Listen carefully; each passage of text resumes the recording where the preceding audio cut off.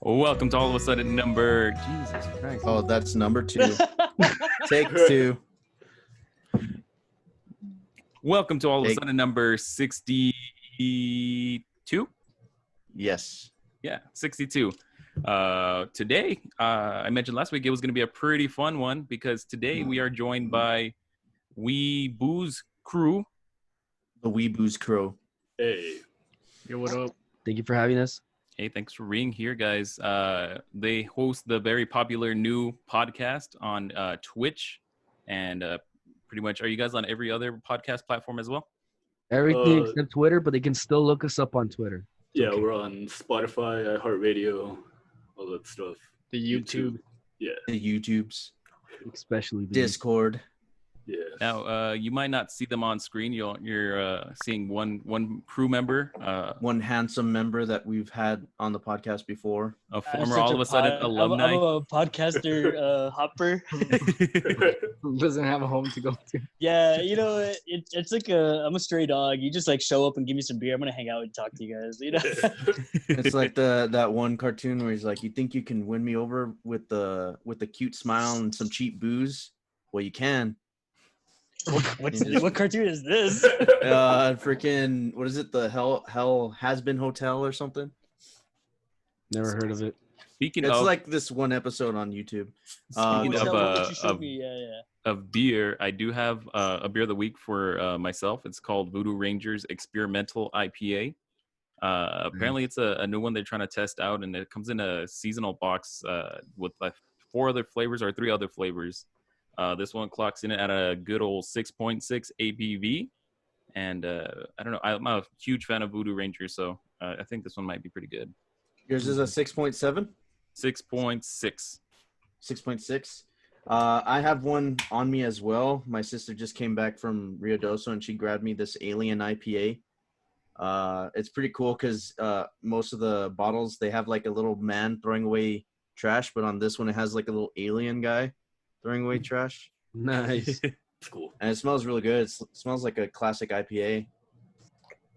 And it tastes like one too. No, just kidding. This one clocks in at 7% alcohol by volume. And so far, pretty good. Pretty weedy. Mine's pretty kind of standard IPA. Not much like exaggeration in their flavors. Or I don't think they really added anything special to it. It's pretty good. How's the scent? Kind of like a classic IPA? Just a standard IPA. So nothing experimental about it or extra whatever about it? Terrestrial? Yeah. I'm drinking just a Guinness that I had laying around in my room in this hot summer day. How's that tasty? Like, bullet bourbon and Coke ready to go. I mean, it tastes how you expect like hot ass Guinness to taste. You know, sometimes you go from like the really classy stuff to you just get into real trash beer. You really want to, self-deprecation, dude. That's like my whole niche. Oh, it's your whole niche. Sometimes you can afford good beer. Sometimes you just have to find what you have, Sometimes you have to stick to a Mickey's. See, I can afford the good beer. That's the problem, is that when you can afford the good beer, but you still just like, I want to be a trash person. Right. Not today, beer. So me and Jeremy actually used to be roommates, and him speaking about his warm room beer, it kind of reminds me of a time when he would have his wake up beer. So basically he would pass out, have a beer cracked open, ready like next to his bed.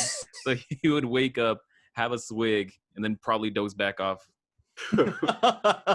It's a way to get rid of the shakes, man. Like, that's the funniest story about the wake up beers, because obviously if you guys have ever come to our house, it looks disheveled, like it looks like nobody fucking lives here, and we don't take care of a lot of things that we probably should.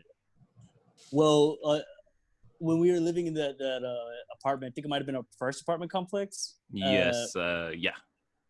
So one of our other roommates, his name's Hector. You guys remember him? He was notorious for just bringing in mangy cats all the time.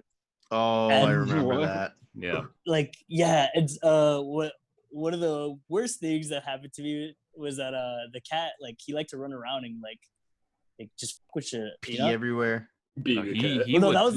he would mess with everything. He would get into any kind of box or food and throw things around. He was hell. And one of my wake up beers, apparently he spilled. And these guys, like, as I'm passed out, you know, I'm not gonna wake up.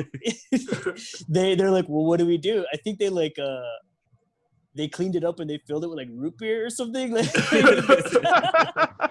like if I wasn't gonna know the difference. Damn.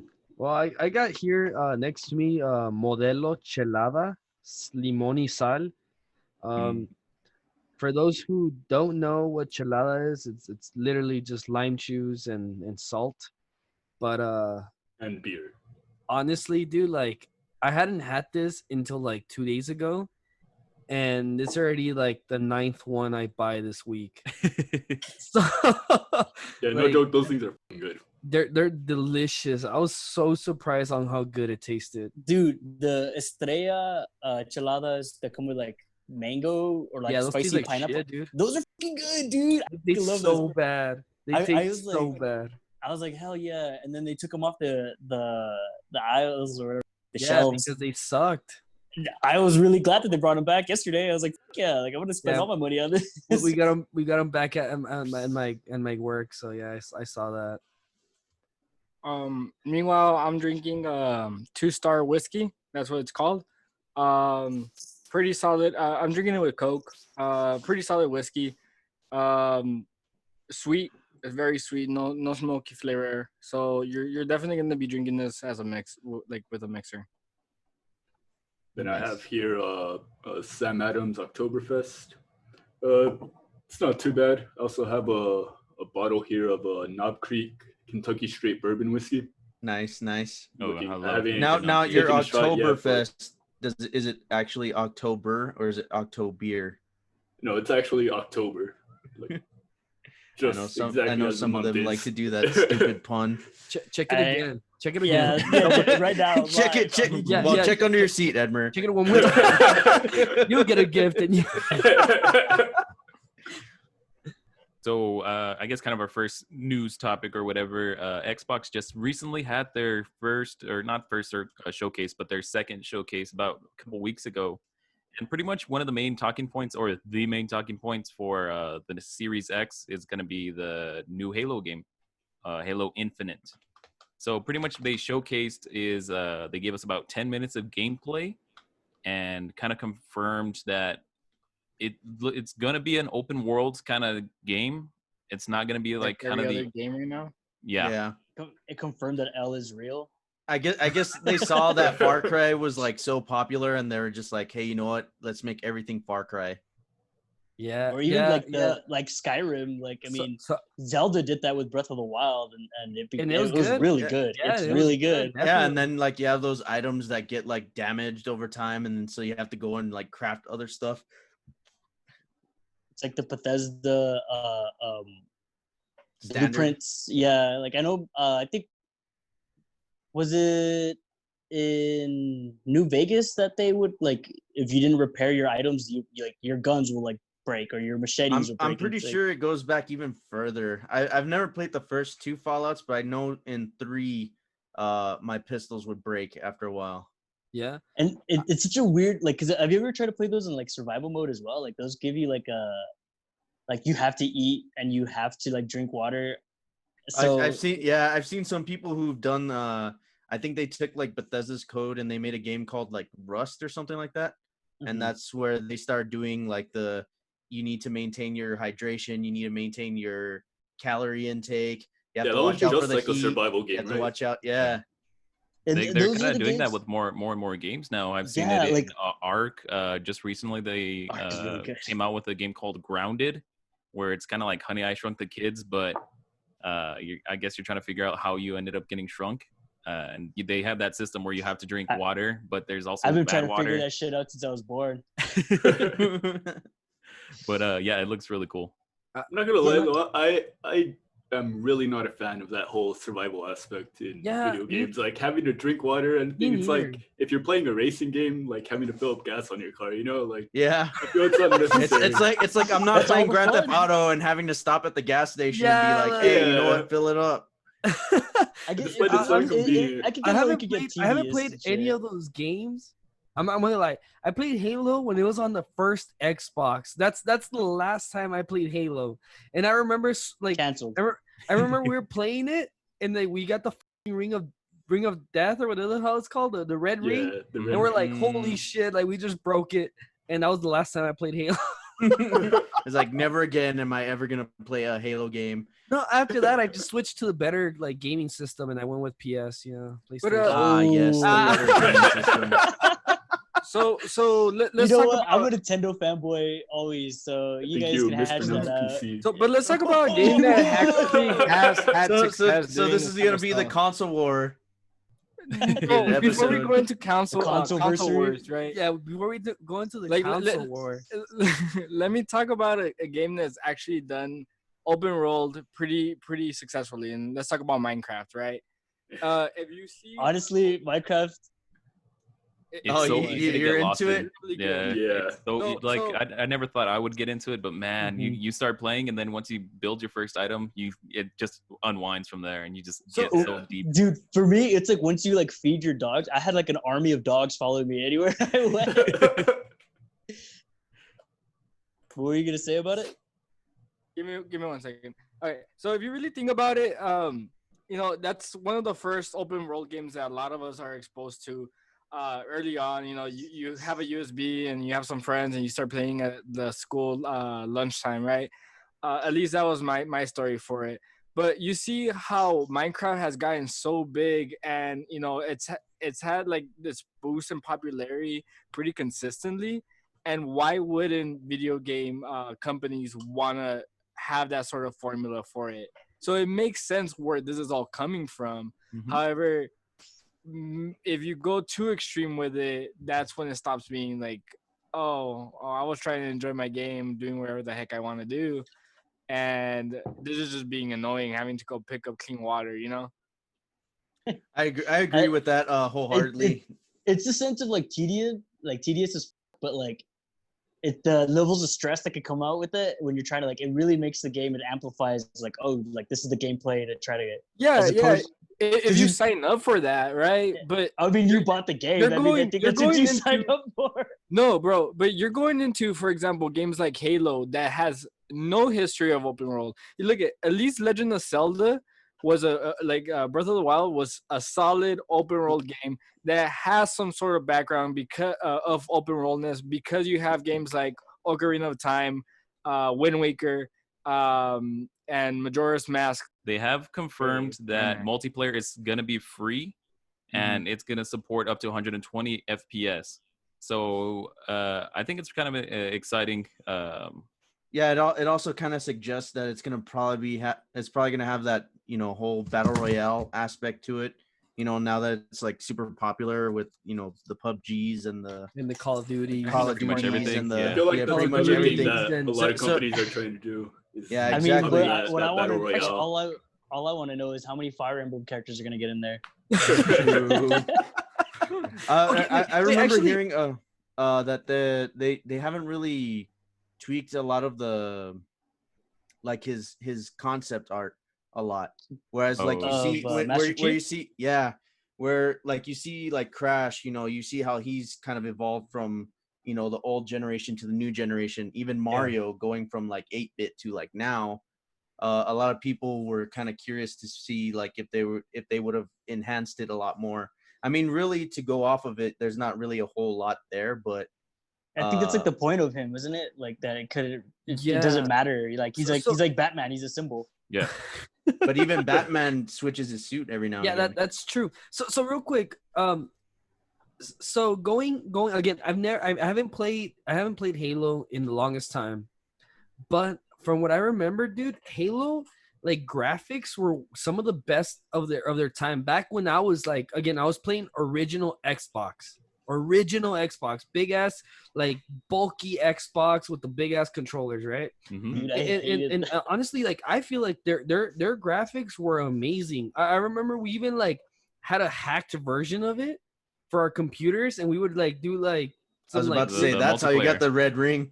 yeah, no, dude, we would do some crazy shit, dude. Like, but I mean, if you had those kind of graphics back then compared to like the graphics now, like I wouldn't see why they would have to like tweak him so much. You get me? If he ain't broke, don't fix him.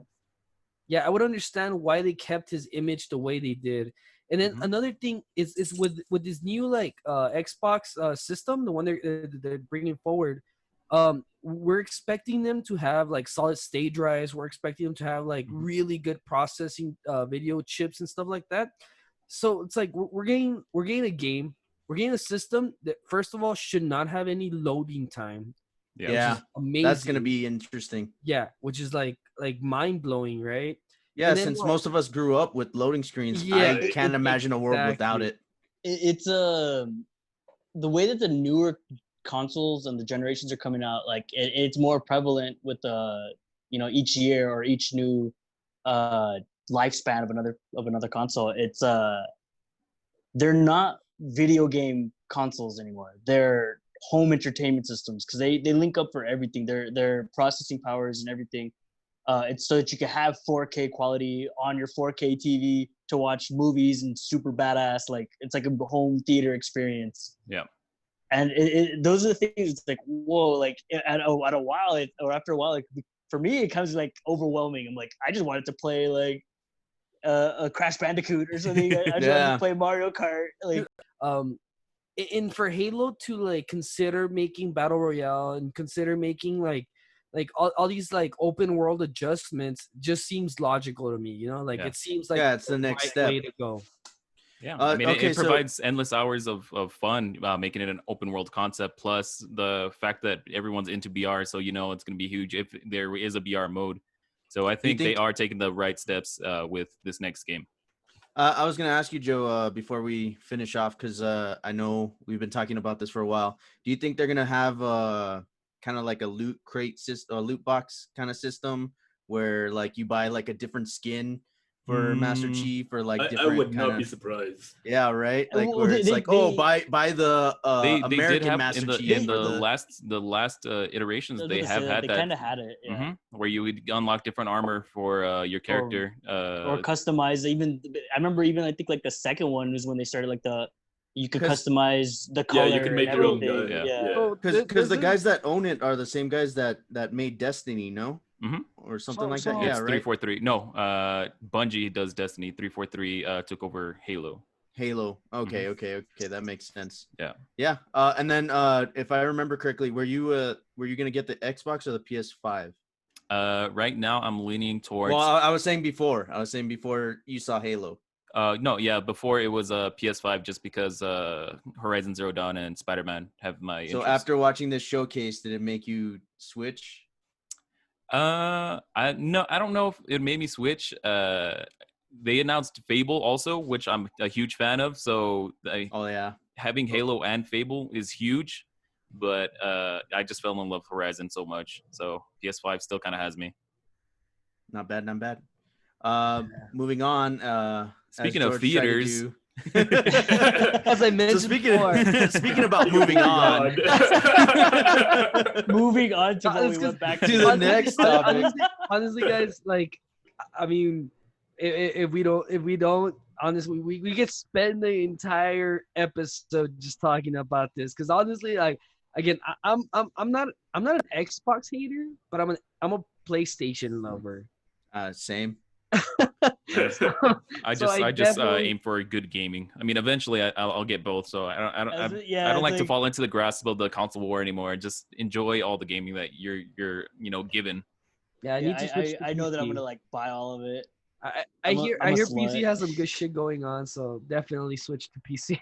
And or Master Race. So so I saw that you went like our local and fan favorite Cinemark 20 Tinseltown, as it once was known as here in El Paso. I saw that Julian went, and I was like, that's so cool. Like I went to see Jurassic Park at the IMAX theater that we have here. Bassett? Yeah, and I was like, this is so cool to be in the theater experience again. For how cheap everything is, like it's amazing. But it wasn't, for me, it's like, I mean, it's IMAX, but it's no Cinemark 20 for me. It's no Tinseltown experience. I'm not gonna lie.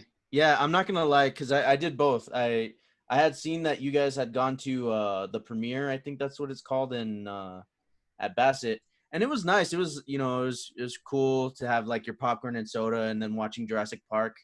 But I don't Still know, holds there's up. something different about Cinemark that it's just the like even seeing the logo and like the cool thing about the Cinemark after they, I guess, bought out Tinseltown is they kept those same like pillars that Tinseltown used to have, and just seeing that like just really brought a rush of nostalgia back to me, and I was like, oh my god, I'm at the movies again. It's like, Okay, but how did it feel when you saw the Coca-Cola commercial?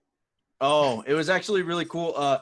So one thing Don't get me started, I Joe. didn't notice. So one thing I never knew, because I always used to just go to Cinemark, is they have that same commercial for Premiere as well.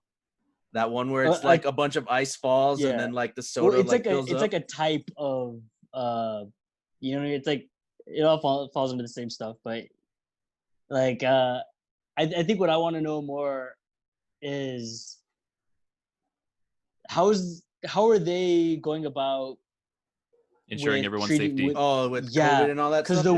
the way that the IMAX theater, the Premiere Cinemas, the way they did it was hard to even like get 3 people to get a ticket in one area because the way that they'll separate you and everything like that. So how is, and like those are smaller theaters, I think, compared to the Cinemark. How is that? Like, were they really like separating you guys? I Was think it very limited?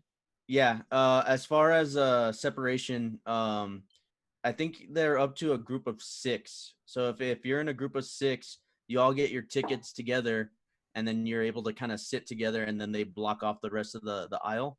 I believe it's 2 seats of separation. So if you get the middle seats, right, then nobody can get the next 2 seats next to you, which was kind of dumb. I mean, it was dumb, but also nostalgic because these kids kind of snuck in and they ended up sitting like a few seats away from us, even though they were blocked off. And theaters barely open up, and the first and thing there's already kids sneaking in. Yeah, isn't that funny? I thought the same thing. I was like, wow, classic El Paso. Honestly, dude, I remember sneaking into my movies back in the day. You spend a whole day. You spend a whole day there. You would watch like 3-4 movies, and like no one would say anything, you know. Like even when they know they've seen you all day. Wait a minute. Yeah, and I knew they had snuck in because I had bought my tickets on the app, and when you buy the tickets, it shows you like what seats are no longer available once you buy those. So they were sitting in the ones that were no longer available. So I was like, okay, yeah, these guys clearly snuck in. And it was a whole group of like 5 kids, and they were just. What if they like honestly bought it and they're just like, well, who cares? I'm gonna just sit right here. Well, I mean, you're just jumping to conclusions. Well, all I know is they weren't supposed to sit one seat away. Good Christian kids. Yeah, and then what was dumb is that the kid that was closest to us pulled out his phone, and I was like, "Hey, put that shit away," you know, like, what the hell? I'm trying to watch Deadpool here. You youngsters, put that away. Oh, dude, I felt like such an old man, dude. But, proper movie etiquette is important.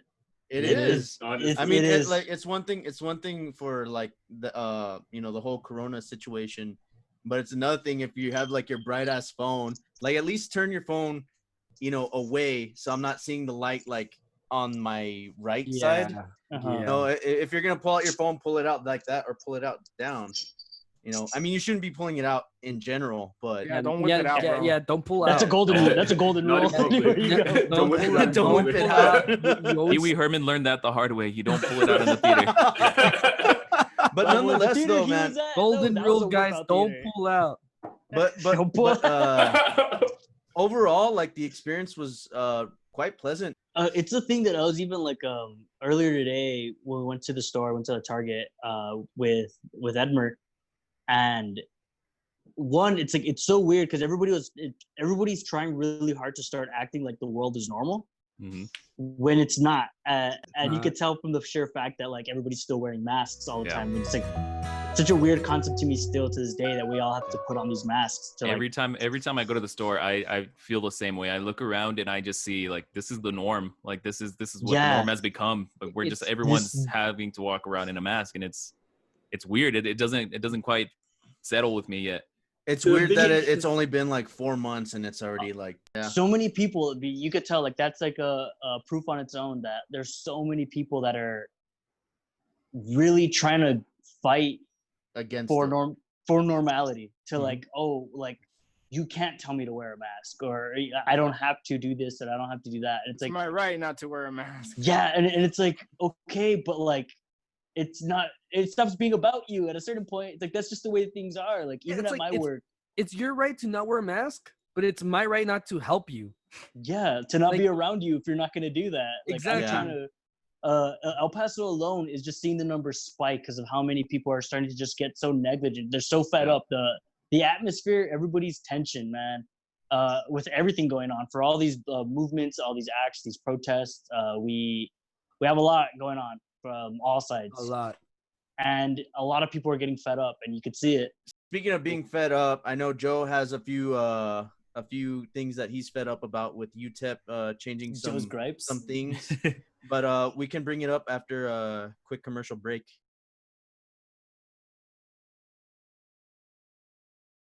So UTEP has just sent out the bill to a lot of students. As I mentioned a few podcasts ago, I decided to go back to school, and it's going to be my first semester there. And apparently some controversies kind of stirring up. So a lot of the classes are going to be online. There are some occasions where you can have a face-to-face class, but people are getting pretty fat bills because they're still charging for fees that only apply to students who are in school. But everyone who is, whether they're strictly online, are getting charged for these fees. So it's been kind of rough. The UTEP has come out with a statement saying that the reason they're charging it is because they have no other choice. Like it's just a fee that they have to charge, I think, every 2 years or something like that.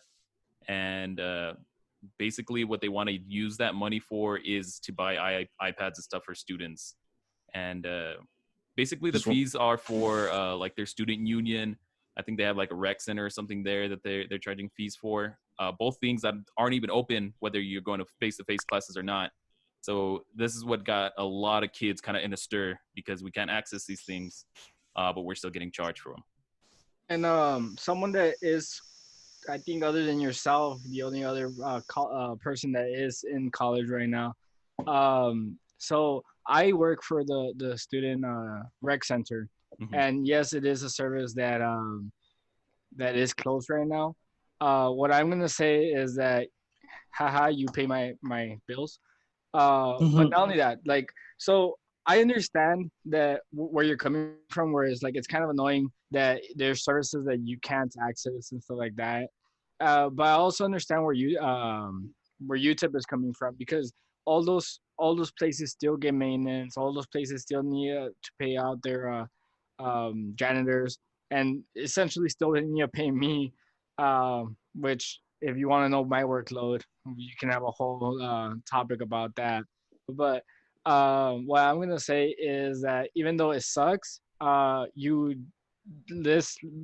starting COVID, you did have a lot of grants and a lot of money being funneled to not only students that had financial aid. We had over every student could apply for, I think, up to 1,200 for a grant that was like really easy to get.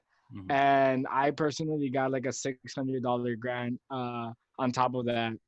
So it sucks, but because of COVID, that money needs to come from somewhere. And if they were allocating resources for when the pandemic started, and they have to get that money back somehow. So I understand if it's a place that they're not gonna be opening up anytime soon. The rec should be. I can assure you that sometime during August, but it is gonna be very limited. And it's just they're places that you need to pay the people. You need to pay the maintenance of those. A lot of UTEP buildings are old and are in a mountain, so maintenance must be really, really bad. Yeah, it's pretty interesting to see both sides of the coin here, where you have like a student and someone that.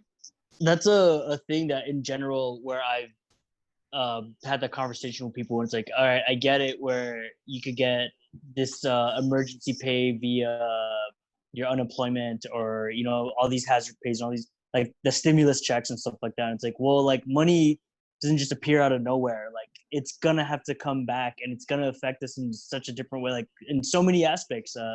Who knows, to pay all this back, like maybe the price of living is gonna go way higher in places that you're like, what? Like, and you're gonna be more pissed off about that. But it's like, well, you got free money, right? Like you got a $1,200 check and you thought it was okay, or you got like a lot of people say like scamming, like when you scam about for your unemployment, like welfare or whatever. Yeah, like, oh, your unemployment's paying more than people who've been working full-time jobs, you know? And it's like where do you think the money's gonna come from, and how you're gonna pay it back, whether it come through like a tax season or something like that. So I can see where Beto's coming from this, where you're getting a lot of benefits, but you can't be upset as to where it's gonna come from. And unfortunately, it happens to a lot of people that it doesn't, like, as Joe going to school, and I've been trying to get into school, and it's like a huge hassle. That like if I'm on the receiving end of that, where I'm like, well, this is kind of shitty for me that I have to pay this money that I didn't even get anything out of it.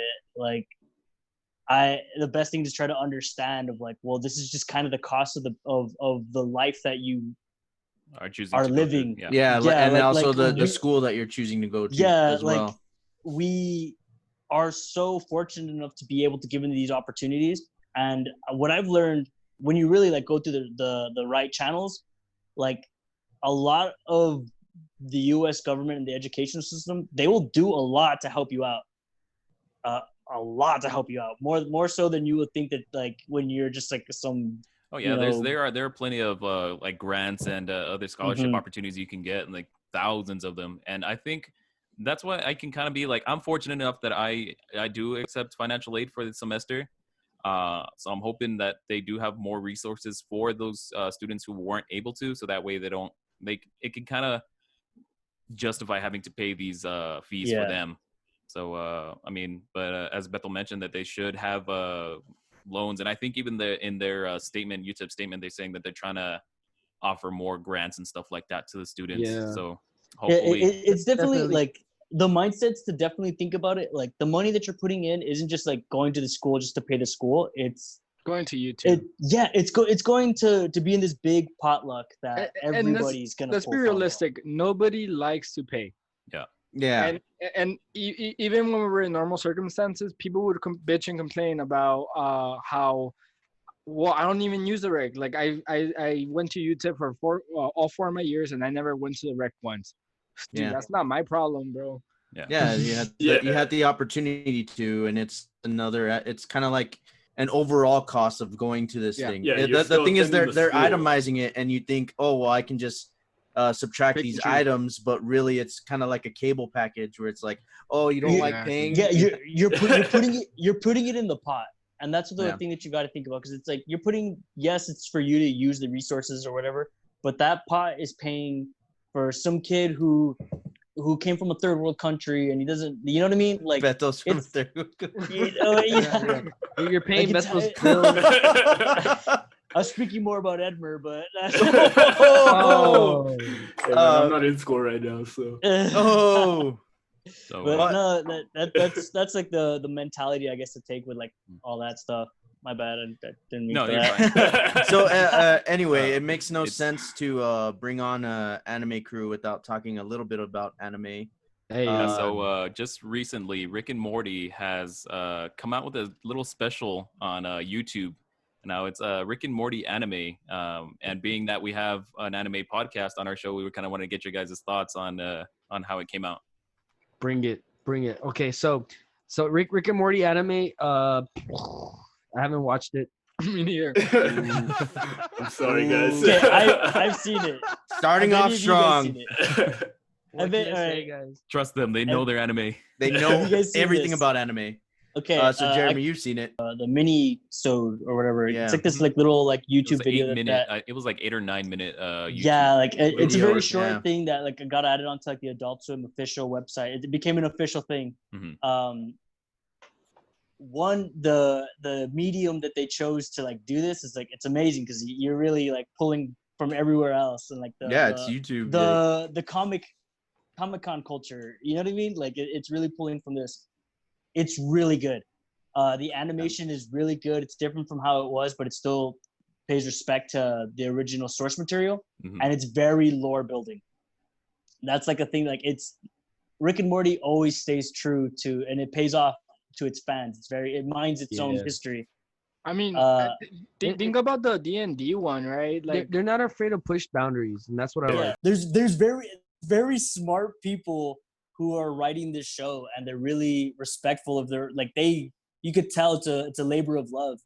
I mean, they did their history on anime, for sure. They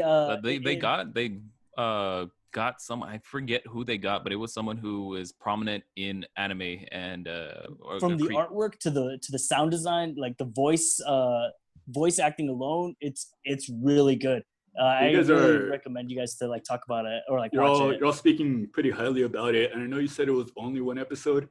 Is there any setup to make it like a mini series, anything like that, or does it just kind of like end?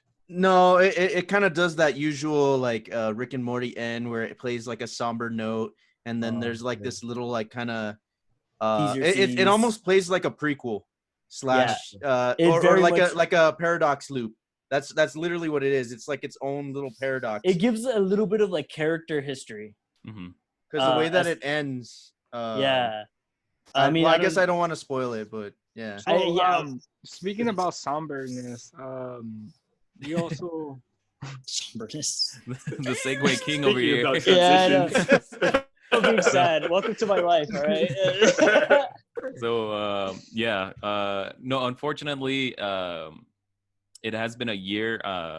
We've mentioned many a times that we are an El Paso-based podcast, and unfortunately, a year ago, I guess we come out on Tuesday, so yesterday it would be a year. But it was unfortunately the year anniversary of the shooting that happened here at a Walmart in El Paso. Unfortunately, took the lives of 23 people, and it really shook the heart of our city. So I just ask that you guys kind of play through the credits and have a little moment of silence for the fallen, and just remember and keep El Paso in your thoughts and keep their families in your thoughts and stuff like that. So that's all I ask is just maybe stay tuned in the credits, and I'll be presenting their names and stuff like that.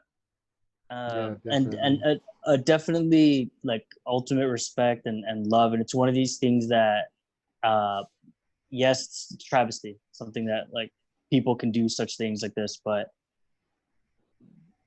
what El Paso really did to come together as a community to help one another, and they continuously do it, not just for these moments where things just seem to be going so bad. Like every day you could see people helping other people, and that's just an amazing thing. And it's not, I know it's not just an El Paso thing. You can see it all around the world. A lot of people do have a lot of love for one another, and that's a thing that you really gotta to carry on when you think about these names and the lives that got affected by this. Is just always bring forth that support and that love for another human being, because there's so many things that are wrong in the world, unfortunately, but there's also so many things that are really good, and a lot of people really came out and helped, and that's something that, like, leading on to this moment of silence, I don't know how you guys want to do that, but like I guess Julian, I think you had a couple of thoughts you wanted to share, and then we'll kind of well, yeah, guys, I mean, it was a little nerve-wracking, honestly. I was working around the time in that area. I wasn't working that specific Walmart, so obviously there's no way I could know, the kind of traumatic experiences that the people in the store were, but there were still a lot of like momentum and a lot of like crazy stuff that was going on. Like we were going into lockdown, people were calling each other. It was a very intense moment, and I realized that this past week that I never really got to unload that. Somebody had mentioned to me that, hey, you know what, the year anniversary was coming, and I was still working. I was stocking some monsters, and I don't know why, but it kind of triggered me in a sense, and I like dropped the monster, and I like ended up popping in. I was like, oh damn, like I gotta clean this thing, and I didn't realize like how I'm still carrying like a little bit of trauma from it. Yeah, a little bit of weight from it, because there was so much going on at the time. We didn't know if there was like multiple shooters, if they were gonna start attacking like other stores. I didn't know when I had first heard about it. They had said it was a Walmart off the freeway, and my sister, she works at the Yarborough one, which is also like right off the freeway. And I was like, oh God, like my sister, like, is she okay? Yeah, the interstate. Yeah, and I know we have like 2 friends, I think, that actually work at the one that got shot up too. Damn. And I don't know, it was just a whole kind of thing, and it all happened so fast that yet, like I said, I didn't really get a chance to really do anything. And before I knew it, it was the next day, and I was going into work, and just like, oh wow, like, you know, like, oh, we like, now what? And I just want to say, I'll send Joe the links. I can't speak of them off the top of my head because I can't really focus right now. But it was there's definitely some things out there to help other people, because I know there are people who were in there. There were people who were like me, working at other stores, or even family members who are kind of suffering from some of that trauma. Yeah. And yeah, I'll send Joe the links, and we'll put them down in the show notes, so that way we can like kind of help you guys get the help that you need. For me, it's nice to kind of just, you know, I have like my friends, and I have my family and stuff that I can kind of offload on. I didn't realize I never did. And I think it's really important for you guys who are suffering stuff like this to offload some of that. And yeah, that's pretty much all I had to say about that. Yeah, and like what Julian was saying, you know, like I mentioned before, I do work at a gas station. My gas station's actually really close to Cielo Vista. So close, in fact, that when the shooting happened, people came into my gas station and told me that they were shooting up Cielo Vista, that they had just come from there. I did get locked into my gas station because the cops showed up. And like he said, you know, that there's a lot of things that and I've talked to Lemur about this. There's a lot of things that you know, we have to deal with. And honestly, I've never been so afraid in my life. And I've had a gun straight up pointed to my head, okay? Because we are from the border city, so like in Juarez, they did try to rob us once, but that's a whole other story. Yeah. But this fundamentally shook our society in El Paso, and that's what was so frightening, really. But definitely, like Julian said, like if you guys need any kind of help, there will be links according to Julian, right, Julian? That you will. We'll put those links in I like the description below. And then it also helps if to you just do need any help, go ahead and look those up. Yeah, it's okay to ask for help. Yeah, and it's okay to you know, let people know, and it's okay to kind of like talk about that experience, because, you know, obviously it was a big thing. It's not just, you know, your average everyday, you know, kind of experience. It was something big. It was crazy. Yeah, like I can't believe I was actually even getting kind of like emotional about it. Yeah. I guess if I could just add on to that really quickly. I actually work at the Olive Garden right in front of Cielo Vista. Mm-hmm. And I wasn't working there at the time, but a lot of my coworkers were there at the time. And even when I applied, they told me at the time, or before, prior to the shooting, it was probably like one of the busiest stores. There were like the number of guests that they would have was like insane. But after that, it was probably like a good 2-3 months that you could just see the numbers like suffered. And this is in Olive Garden, you know, that pretty much had nothing to do other than like its own location.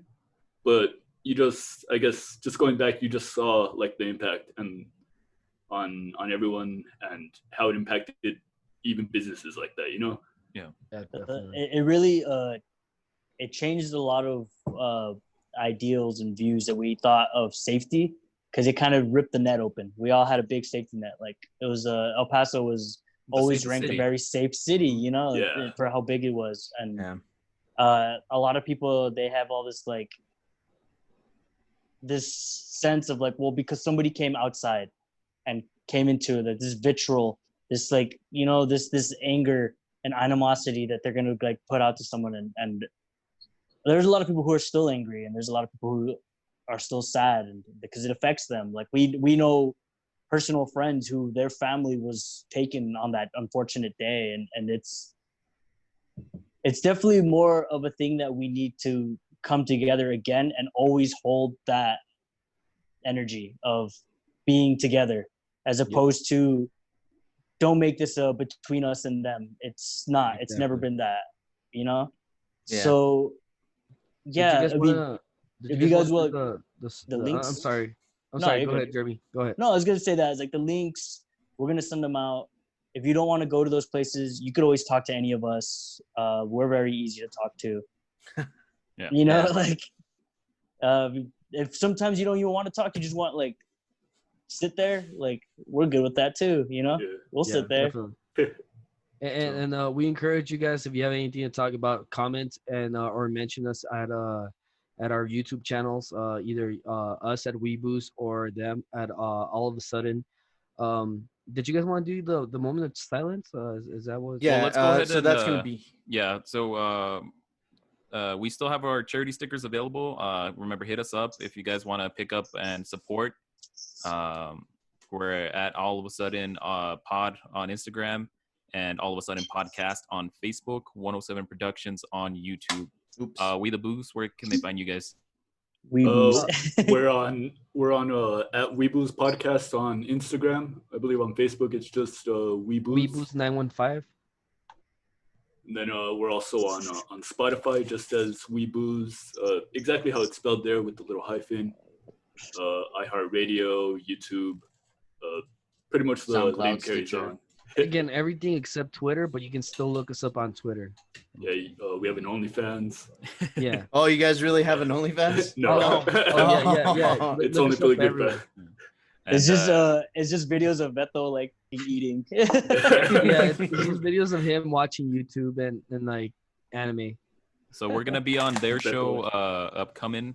When do you guys release the episode? I know it's gonna be live, but since we release on Tuesday, the show would have already happened. So then they can go ahead and look at the show on Wednesdays. I usually try to pump everything out on Wednesdays, since we do go live again on Thursdays. So every Thursday and Sunday you can catch us on Twitch at Weeboos. We are there, and then again everything is usually uploaded by Wednesday.